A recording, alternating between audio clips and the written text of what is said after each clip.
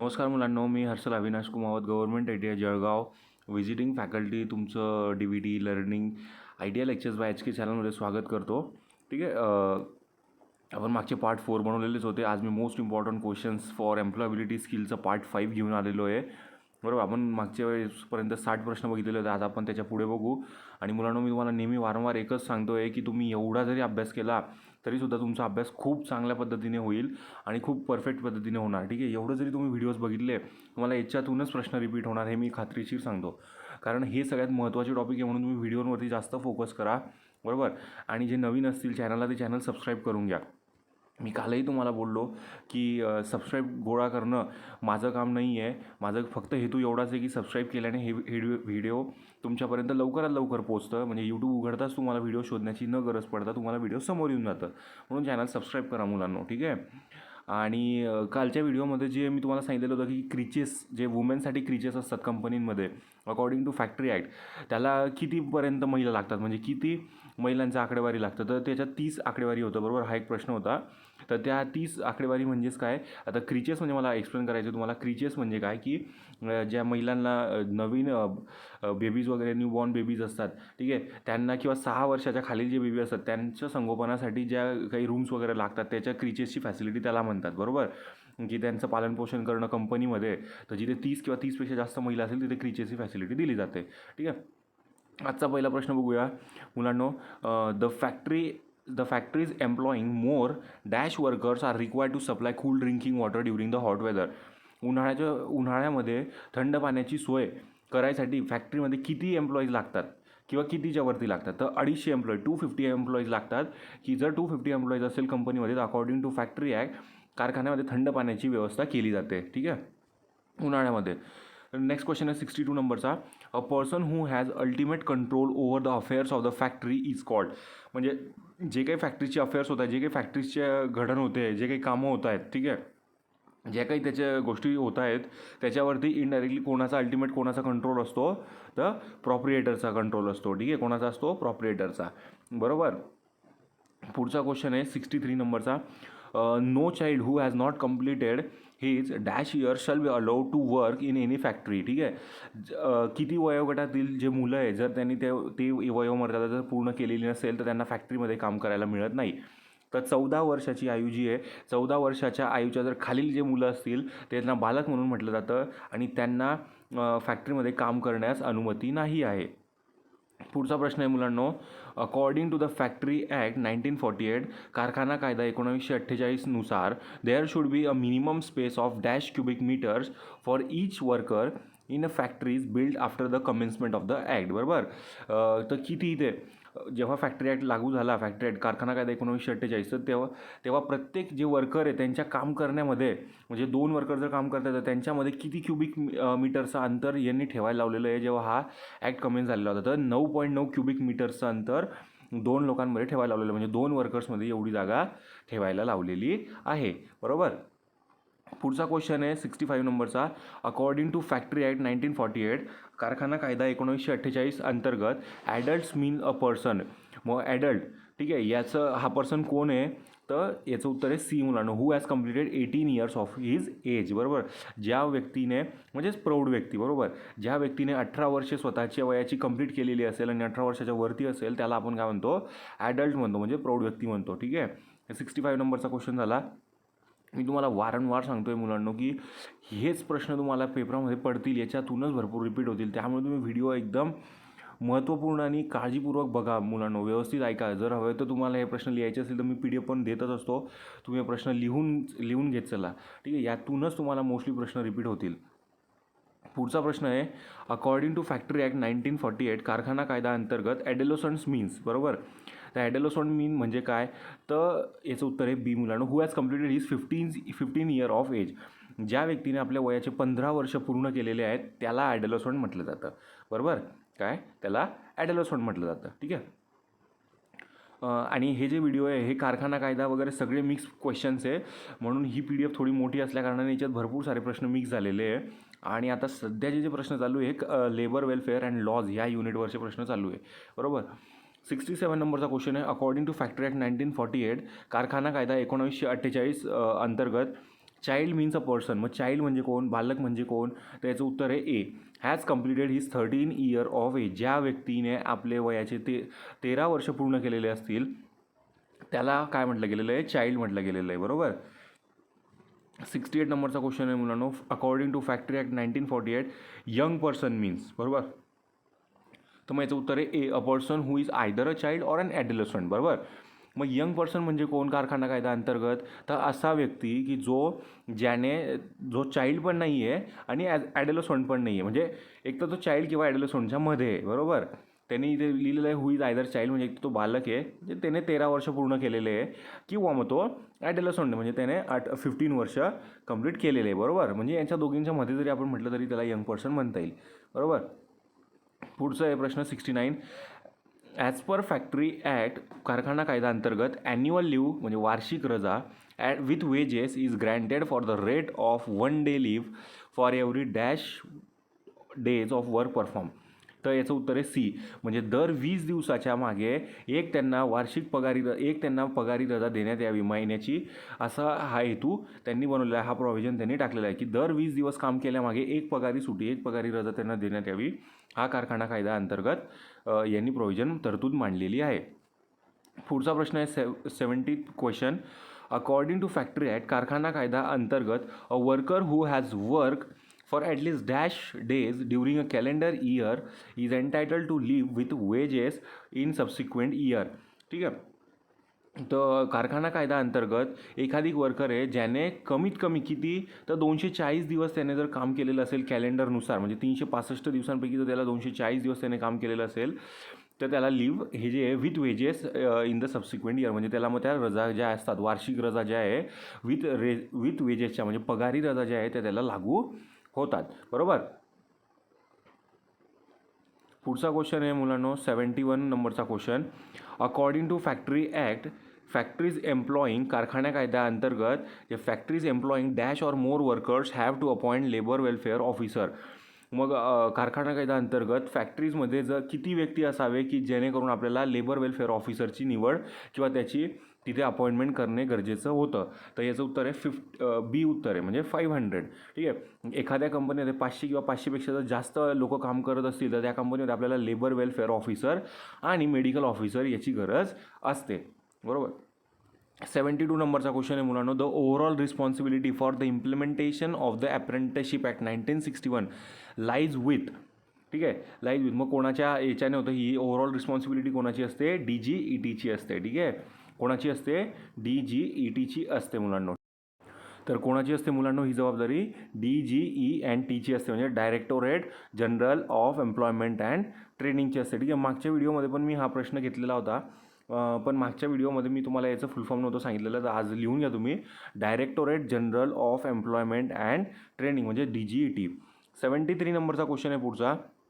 The apex statutory body which advises the central government in respecting the Apprentice Act 1961 is. तर जे apex statutory body असते म्हणजे जसं board of director वगैरे असतात, जे बोर्ड असतात, जे पॅनल ठरलेले असतात की जे ॲडवाईज करतात सेंट्रल गव्हर्नमेंटला अप्रेंटिसशिप ॲक्ट 1961साठी, तर ते कोण असतात, तर सेंट्रल अप्रेंटिसशिप काउन्सिल असते ते. ठीक आहे. कोण, सेंट्रल अप्रेंटिसशिप काउन्सिल. बरोबर. समजलं. प्रशिक्षणार्थी कायदा आहे बरं का. अप्रेंटिसशिप कायदा म्हणजे काय, प्रशिक्षणार्थी कायदा 1961. बरोबर. मराठीत ज्याला म्हणतात. पुढचा 74 नंबरचा क्वेश्चन आहे. The central body which is responsible for formulation of policies regarding apprenticeship training is. मग आता जी सेंट्रल बॉडी आहे बरोबर, जी एक आपण जी बॉडी ठरवलेल्या असतात, जे पॅनल ठरवलेले असतात की जी कारणीभूत असते कशासाठी, द फॉर्म्युलेशन ऑफ पॉलिसीज, ज्या काही रूल्स रेग्युलेशन्स लावायचे आपल्याला अप्रेंटिसशिप ॲक्टच्या रिलेटेड अप्रेंटिसशिप ट्रेनिंगसाठी, तर ते कोण बघतं सगळी रिस्पॉन्सिबिलिटी, तर CAC बघतं. म्हणजे कोण, सेंट्रल अप्रेंटिसशिप काउन्सिल बघतं. कोण बघतं मुलांनो, सेंट्रल अप्रेंटिसशिप काउन्सिल. ठीक आहे. बरोबर. आपण हे मागच्या प्रश्नात सुद्धा बघितलं, सेंट्रल अप्रेंटिसशिप काउन्सिल बघतं. ठीक आहे. पुढचा प्रश्न आहे. The apprentices engaged under the apprentice act 1961 are paid a monthly stipend. बरोबर. जे ॲप्रेंटिस असतात म्हणजे जे प्रशिक्षणार्थी असतात ते एंगेज झालेले असतात ॲप्रेंटिसशिप ॲक्टच्या अंतर्गत, एक प्रशिक्षणार्थी कायदा 1961च्या अंतर्गत त्यांना एक मंथली स्टायपेंड दिली जाते. बरोबर. The rate of stipend is revised every dash years based on a consumer price index. ठीक आहे. तर मग हा जो रेट असतो स्टायपेंडचा हा रिवाईज केला जातो, म्हणजे हा दरवेळेस काय होतो, त्याचा ॲनालिसिस केला जातो आणि हा बदलला जातो. तर हा किती वर्षांनी बदलला जातो तर 2 वर्षांनी हा बदलला जातो. बरोबर. अकॉर्डिंग टू काय, कन्झ्युमर प्राईस इंडेक्सच्या नुसार हा बदलला जातो. तुम्हाला माहितीच असेल मुलांनो की तुम्ही ITआयमध्ये शिकतात तर काही मुलांना स्टायपेंड भेटत असते. ठीक आहे. जे प्रशिक्षणार्थी असतात त्यांना. बरोबर. म्हणून तुम्हाला हा कन्सेप्ट माहिती असेल. पहिला होता फॅक्टरी ॲक्ट होता, जो कारखाना कायदा कधी आलेला होता, 1948 साली आलेला होता.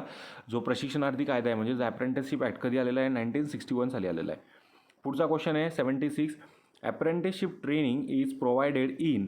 आता अप्रेंटिसशिप ट्रेनिंग जी असते ती कधी कुठे प्रोव्हाइड केली जाते मुलांनो, तर ती इंडस्ट्रीजमध्ये प्रोव्हाइड केली जाते. कुठे?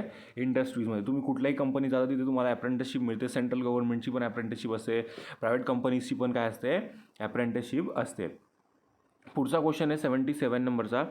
Initially the apprentice act 1961 was envisaged training इथे ट्रेनिंग लिहिलेलं, इथे ट्रेनिंग म्हणायचं आहे मुलांना त्यांना. या PDF मध्ये खूप सारे वर्डिंग मिस्टेक्स आहे. ठीक आहे. Initially the apprentice act 1961 envisages training of trade apprenticeship. तर हे जो अप्रेंटिसशिप आहे याचं उत्तर काय आहे, सी, ट्रेड अप्रेंटिसशिप. बरोबर. म्हणजे याचा अर्थ काय या प्रश्नाचा, की जे अप्रेंटिसशिप ॲक्ट आहे, प्रशिक्षणार्थी कायदा 1961, याच्यानुसार कोणाला ट्रेनिंग दिली जाते तर ट्रेड अप्रेंटिसशिपला, जे एखाद्या ट्रेडचे प्रशिक्षणार्थी आहेत त्यांना ही ट्रेनिंग दिली जाते. बरोबर. जसं for example fitter, instrument mechanics, त्याच्यानंतर पंपचे विद्यार्थी, मोटर मेकॅनिक व्हेकल वगैरे, हे जे असे विद्यार्थी यांना ही ट्रेनिंग दिली जाते. पुढचा क्वेश्चन आहे मुलांनो, the total number of regional director of apprenticeship training in the country are. जे टोटल नंबर ऑफ जे डायरेक्टर असतात, रिजनल डायरेक्टर्स असतात अप्रेंटिसशिप ट्रेनिंगचे, प्रशिक्षणार्थी जे मला ट्रेनिंग दिलं जातं प्रशिक्षणाचे, त्याचे पूर्ण कंट्रीमध्ये किती असतात तर ते 6 असतात. किती असतात मुलांनो? 6 असतात. बरोबर. पुढचं आहे प्रश्न मुलांनो 79 नंबरचा question. The minimum age for being engage as an apprentice under the apprenticeship act 1961 is. कारखाना कायदा 1961 नुसार जर तुम्हाला अप्रेंटिस व्हायचं आहे, म्हणजे प्रशिक्षणार्थी व्हायचं आहे कुठल्याही ठिकाणी, कंपनीत म्हणा किंवा सेंट्रल गव्हर्नमेंटमध्ये, जसं रेल्वे, हॉल, IOCL, त्याच्यानंतर ONGC वगैरे, इथे जर तुम्हाला प्रशिक्षणार्थी व्हायचं असेल तर तुम्हाला किती आयु कंप्लीट झालेली पाहिजे तर 14 वर्ष तुमची आयु ही पूर्ण झालेली पाहिजे. नेक्स्ट क्वेश्चन आहे मुलांनो 80 नंबरचा क्वेश्चन आहे. Skill competition of apprentices is held in few selected trades. Which one of the following is not included in the list of such trade. ठीक आहे. जी स्किल कॉम्पिटिशन होत असते, म्हणजे जी कौशल्य प्रतियोगिता होत असते, कौशल्य स्पर्धा होत असते अप्रेंटिसची, म्हणजे प्रशिक्षणार्थांची, ती काही फ्यू ट्रेडमध्ये घेतली जाते. बरोबर. तर यापैकी कुठला ट्रेड असा आहे की जी त्याच्यात समावेश नाही होत, तर याचं उत्तर आहे डी, मेकॅनिक, म्हणजे रेफ्रिजरेशन. RACचे जे मेकॅनिक असतात, RAC रेफ्रिजरेशन अँड एअर कंडिशनिंगवाले जे प्रशिक्षणार्थी असतात त्यांना याच्यामध्ये घेतलं जात नाही मुलांनो. ठीक आहे. पुढचा प्रश्न बघा मुलांनो 81वा question. The workman compensation act. आता बघा, आपण सगळ्यात पहिले फॅक्टरी ॲक्टचे क्वेश्चन बघितले या PDF मध्ये. त्याच्यानंतर दुसरं अप्रेंटिसशिप ॲक्ट 1961 बघितलं, म्हणजे कारखाना कायदा 1948, प्रशिक्षणार्थी कायदा 1961. आता आपला वर्कमॅन कम्पेन्सेशन ॲक्ट आला 1923, केम इन टू फोर्स. बरोबर. मग आता द वर्कमॅन कम्पेन्सेशन ॲक्ट 1923 म्हणजे 1923 केम इन टू फोर्स ऑन. कधी आलेला होता तर 1 जुलै 1924 रोजी हा कायदा अस्तित्वात आलेला होता. 1 जुलै 1924. दिनांक व्यवस्थित लक्षात ठेवायचं आणि ह्या व्हिडिओचं वारंवार तुम्ही बघा, वारंवार बघा आणि याचा ॲनालिसिस करून याच्यावरती नोट जर काढायची तर तुम्ही ऑफकोर्स काढू शकतात मुलांना. ठीक आहे. काही डाऊट असेल तर कमेंट्समध्ये विचारायचे. ठीक आहे. पुढचा क्वेश्चन आहे 82 नंबरचा. The workman compensation act provides compensation in case of.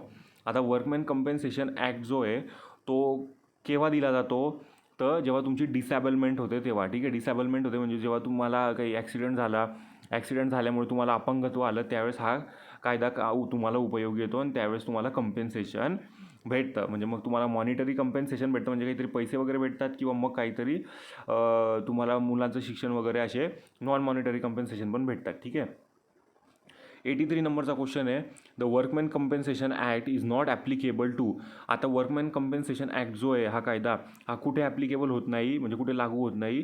तर पहिला ऑप्शन आहे बघा, a person whose employment is a casual nature, ज्याची एम्प्लॉयमेंट कॅज्युअल नेचरची आहे म्हणजे टेम्पररी तो किंवा रोजंदारीवर आहे. Person servicing in arm forces जो आर्मीत आहे त्याला, आणि workers covered by the employee state insurance act, आणि ज्या वर्करला स्टेट इन्शुरन्स ॲक्ट आहे त्याला हा कायदा लागू होत नाही. म्हणजे तिघी आहे, याचं उत्तर काय आहे, ऑल ऑफ दी अबो. म्हणजे हे तिघी जे वरचे प्रश्न, जे लोक टेम्पररी बेसिसवर असतात किंवा रोजंदारीवर असतात त्यांना हा कायदा लागू होत नाही. दुसरं जे लोक आर्मीमध्ये असतात त्यांना हा कायदा लागू होत नाही. तिसरी गोष्ट ज्या लोक स्टेट इन्शुरन्स ॲक्ट, ठीक आहे, या कायद्याअंतर्गत असतात त्यांना हा कायदा लागू होत नाही. ठीक आहे. पुढचा प्रश्न आहे मुलांनो, according to the workman compensation act as amended in 1995, हा कायदा जो आहे हा अमेंड झालेला होता, म्हणजे त्याची तरतूद काढलेली होती 1995ला. तर the maximum amount of compensation for death may go up to, जर एखाद्या व्यक्तीची ऑन द वर्क म्हणजे कामावरती जर डेथ होते तर कम्पेन्सेशन कायद्यानुसार, या कामगाराच्या कम्पेन्सेशन ॲक्टनुसार त्याला किती भत्ता म्हणजे किती पैसे त्याच्या कम्पेन्सेशन देण्यात यावे हे ठरलेलं होतं 1995 साली. तर ₹2,28,000 याला देण्याचे ठरवलेले होते. ठीक आहे. 2.28 lakhs रुपीज हे कम्पेन्सेशन ठरलेलं आहे. पुढचा प्रश्न आहे मुलांनो, the employee state insurance act 1948 applies to all non seasonal factories using power and employing or dash more persons. ठीक आहे. आता एम्प्लॉई स्टेट इन्शुरन्स जो ॲक्ट आहे, ठीक आहे, जो हा इन्शुरन्सचा जो ॲक्ट आहे 1948 applies to all non seasonal factories, ज्या नॉन सिजनल आहे म्हणजे ज्या 12ही महिने चालतात त्या, आणि जे पॉवर वापरून चालत आहेत, ठीक आहे, किंवा ज्याच्यामध्ये 10 किंवा 10पेक्षा जास्त पर्सन काम करत आहे त्या फॅक्टरीमध्ये हा कायदा लागू होतो. कुठला? Employee state insurance act. ठीक आहे, म्हणजेच कामगार राज्य विमा योजना, बरोबर, कामगार राज्य विमा कायदा 1948, बरोबर. पुढचा क्वेश्चन आहे 86 नंबरचा, under the employee state insurance act, राज्य विमा कायद्याअंतर्गत the employer contribute dash percentage of wages payable to the employees covered. ठीक आहे, जे एम्प्लॉयर असतो तो किती कंट्रीब्यूट करतो, त्याच्या याचं किती पर्सेंटेज कंट्रीब्यूट करतो, तर तो 4% करतो. कशाचं? Of the wages payable to the employees covered. जे एम्प्लॉईला त्याला जो पगार द्यायचा असतो त्याच्यापैकी किती टक्के तो कवर अप करतो, 4% जो आहे तो त्या याच्यात कंट्रीब्यूट करतो, बरोबर, इन्शुरन्स ॲक्टमध्ये. तर 87 नंबरचा प्रश्न आहे मुलांनो, under the employees state insurance act, म्हणजे कामगार राज्य विमा कायद्याअंतर्गत the employees contribute dash percentage of the wedges, त्यांच्या पैशांचे म्हणजे त्यांच्या पगाराचे ते किती पर्सेंटेज, किती टक्के ते त्या इन्शुरन्स ॲक्टला देतात, कंट्रीब्यूट करतात, तर 1.5% ते कंट्रीब्यूट करतात. तुम्हाला इथे हे जर थिअरी समजली नसेल, आता मी ज्या कॉलेजला शिकवतो त्या कॉलेजमध्ये हे मी पूर्णपणे मुलांना शिकवलेलं आहे की कसं डिटेलमध्ये, इथे एवढं डिटेल एक्सप्लेन करता नाही ना, म्हणून मी याच्यावरती टॉपिक वाईज डिस्कशन करणार आहे, ते व्हिडिओ बनवणार. हे कायदे मी तुम्हाला प्रत्यक्ष थेरॉटिकली मी तुम्हाला एक्सप्लेन करणार आहे. इथे फक्त तुम्हाला मल्टिपल चॉईस क्वेश्चन बघून घ्यायचे आहे मुलांना, त्याच्यानंतर आपण हे मल्टिपल चॉईस क्वेश्चन सोडून याचं जे टॉपिक वाईज थिअरी आहे टोटल, ती थिअरी आपण शिकूया ह्या कायद्यांची, कारण हे कायदे शिकणे खूप गरजेचे आहे. फक्त कॉलेजसाठीच नाही तर हे बाहेरच्या आपलं जे जीवन आहे त्याच्यातसुद्धा हे कायदे शिकणे गरजेचे आहे. कारण इथून तुम्ही बाहेर पासआउट होऊन जाल तेव्हा तुम्हाला कंपनीतच काम करायची आहे, किंवा मग सेंट्रल गव्हर्नमेंटचे जरी जॉब केले सर्व्हिस, तरी कुठे ना कुठे काही ना काही कायदा लागू आहेच, बरोबर. 88 नंबरचा क्वेश्चन आहे, as per ESI act no contributory condition apply in case. आता इथे ESI ॲक्ट काय म्हणजे एम्प्लॉईज स्टेट इन्शुरन्स ॲक्ट, म्हणजे कामगार राज्य विमा कायदा. No contributory conditions apply in case of. Contributory conditions ज्या असतात म्हणजे काहीतरी कंट्रीब्यूट करायचं त्या कशाला अप्लाय होत नाही, तर temporary disable benefits, permanent disablement benefits, dependence benefits, all of the above. तर मग हे non contributory condition apply in case of, तर हे कशाला अप्लाय होतात, तर ऑल ऑफ दी अबो. म्हणजे टेम्पररी डिसेबलमेंट बेनिफिट असेल तर याला पण होतं, परमनंट डिसेबलमेंट बेनिफिट्स आणि डिपेंडन्स बेनिफिट्स, बरोबर, जे त्याच्यावरती डिपेंड आहे त्यांनासुद्धा हे लागू होतं. 89 नंबरचा क्वेश्चन आहे, at the national level ESI scheme is administered by. आता ही ESI जी आहे म्हणजे एम्प्लॉई स्टेट इन्शुरन्स ॲक्ट, हा जो कायदा होता किंवा ही जी योजना होती, ही जी स्कीम होती, ही कोणी ॲडमिनिस्टर केलेली होती, तर एम्प्लॉई स्टेट इन्शुरन्स कॉर्पोरेशननी केलेली होती, बरोबर. कोणी केलेली होती? Employee state insurance corporation. 90 नंबरचा क्वेश्चन आहे, which of the following benefits provided under ESI act. मग राज्य विमा कायद्याअंतर्गत कुठले बेनिफिट्स दिले जातात? सिकनेस बेनिफिट्स दिलं जातं, बरोबर, आजारी असले त्याचं पण बेनिफिट्स दिलं जातं, मॅटर्निटी बेनिफिट्स दिलं जातं, ठीक आहे. महिलांसाठी एम्प्लॉयमेंट इंजुरी बेनिफिट्स दिला जातं. जर काही ॲक्सिडेंट वगैरे झाला त्याचं बेनिफिट्स दिलं जातं. म्हणजे ऑल ऑफ दी अबो सगळे बेनिफिट्स दिले जातात. ठीक आहे. मुलांना आपण याच्यात 30 प्रश्न कव्हर केलेले आहे. या पार्ट 5मध्ये आपण पार्ट 6 बनवू. मी तुम्हाला वारंवार सांगतो आहे की हे व्हिडिओचे तुम्ही वारंवार बघा आणि एवढा जरी अभ्यास केला तरी तुमचे खूप प्रश्न कव्हरअप होत आहे याच्यामध्ये आणि यातूनच तुम्हाला प्रश्न रिपीट होतील. मी तुम्हाला वारंवार सांगतो आहे. बरोबर. आणि राहिली गोष्ट ह्या टॉपिक वाईज थेरॉटिकल डाटाचं तर मी जसं जसं मला वेळ मिळतो आहे तसं तसं मी हळूहळू सगळे व्हिडिओ बनवतो आहे एक आणि अपलोड करतो आहे. त्याचं थेरॉटिकल पण मिळून जाईल. म्हणजे तुम्हाला थेरॉटिकल पण जे काही कायदे आहे, जे काही लॉज आहे ते तुम्हाला माहिती पडून जातील. जे काही ते समजून जातील तुम्हाला. ठीक आहे. जेवढी ॲक्ट आहे तुम्हाला कळून जातील. हे मल्टिपल चॉईस आहे, याची प्रॅक्टिस करा. ठीक आहे. भेटूया पुन्हा. चॅनलला सबस्क्राईब करा ज्यांनी केलेलं नसेल ते. ठीक आहे. जेणेकरून हे व्हिडिओ तुमच्यापर्यंत लवकरात लवकर पोहोचेल. थँक्यू.